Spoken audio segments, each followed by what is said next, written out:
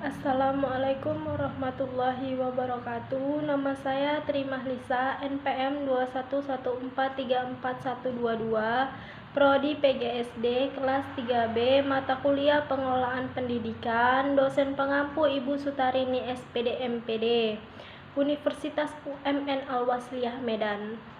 Baiklah, di sini saya akan menjelaskan sedikit tentang kepemimpinan pendidikan. Selamat menyaksikan. Kepemimpinan pendidikan adalah pemimpin pada satu lembaga satuan pendidikan. Tanpa kehadiran kepemimpinan pendidikan, proses pendidikan termasuk pembelajaran tidak akan berjalan efektif. Fungsi kepemimpinan pendidikan. 1. Fungsi instruksi. Fungsi ini bersifat komunikasi satu arah, pihak yang menentukan apa, bagaimana, dan di mana perintah itu dikerjakan agar keputusan dapat dilaksanakan secara efektif. 2. Fungsi konsultasi.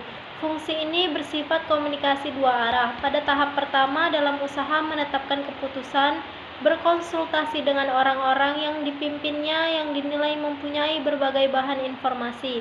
Tahap berikutnya, konsultasi dari pemimpin dapat dilakukan setelah keputusan ditetapkan dan sedang dalam pelaksanaan. 3. Fungsi partisipasi. Fungsi ini pemimpin berusaha mengaktifkan orang-orang yang pimpinannya baik dalam keikutsertaan mengambil keputusan maupun dalam melaksanakannya. 4. Fungsi delegasi. Fungsi delegasi ini dilaksanakan dengan memberikan wewenang untuk menetapkan keputusan baik melalui persetujuan maupun tanpa sepersetujuan dari pemimpin. 5. Fungsi pengendalian. Fungsi pengendalian ini bermaksud bahwa kepemimpinan yang sukses mampu mengatur aktivitas anggotanya secara terarah dan dalam koordinasi yang efektif sehingga kemungkinan tercapainya tujuan bersama secara maksimal. Tipe-tipe kepemimpinan terbagi menjadi 8. Yang pertama yaitu gaya kepemimpinan partisipatif. 2. Gaya kepemimpinan otokratik. Yang ketiga gaya kepemimpinan laissez-faire. Yang keempat gaya kepemimpinan transformatif. Yang kelima gaya kepemimpinan karismatik. Yang keenam gaya kepemimpinan paternalistis. Yang ketujuh gaya kepemimpinan militeristis. Yang kedelapan gaya kepemimpinan visioner.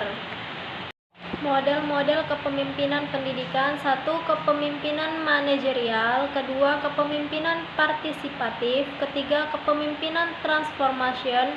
4. Kepemimpinan interpersonal. 5. Kepemimpinan transaksional. 6. Kepemimpinan postmodern. 7.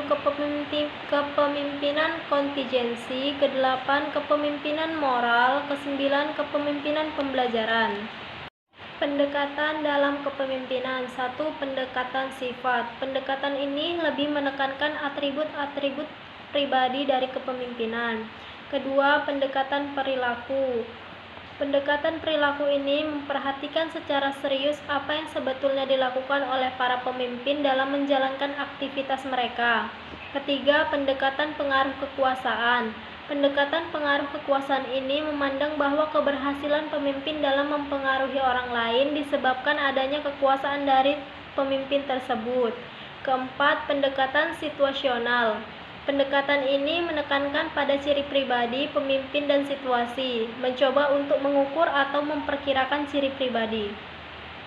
Komponen kepemimpinan dalam pendidikan. A. Karakteristik kepemimpinan pendidikan.